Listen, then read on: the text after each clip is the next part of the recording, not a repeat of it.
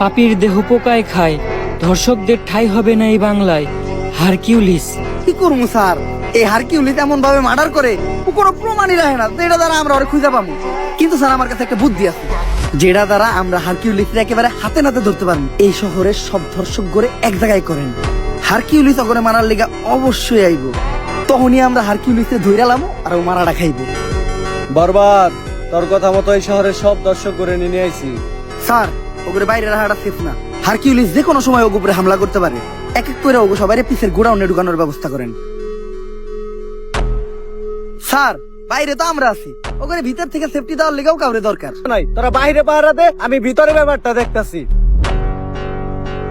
Sir শেষবারের মতো একটা কথা শুনে রাখেন, পাপীর দেহ পোকায় খায়, ধর্ষকদের ঠাঁই হবে না এই বাংলায়।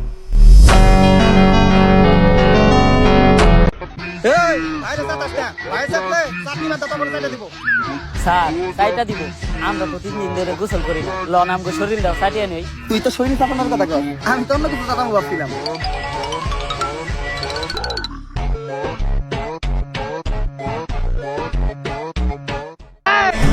কারে ঘুষের কথা কইতাছ? আমার সিলেবাসে ঘুষের কোনো দামটা নাই। জিল্লো হ্যান্ডকাম নিয়ে আয়, ওকে ভিত্তে বইরা দিমু।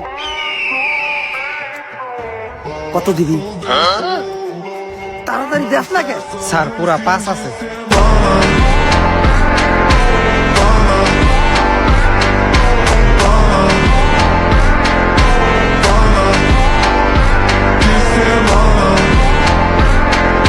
আমি অনেক ভালো ডায়লগ দিতে পারি স্যার, আপনার নিয়ে একটা ডায়লগ দিই স্যার।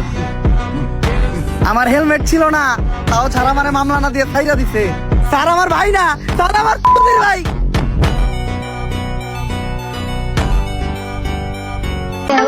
ওমর ভাইয়ের এই ফানি ভিডিওতে ওমর ভাইয়ের একটা কমন ডায়লগ আছে, যারা ফুল ভিডিওটা দেখছেন শুধুমাত্র তারাই বলতে পারবেন। আবারও বলতে হয়, ওমর ভাই আপনি একটা জিনিস।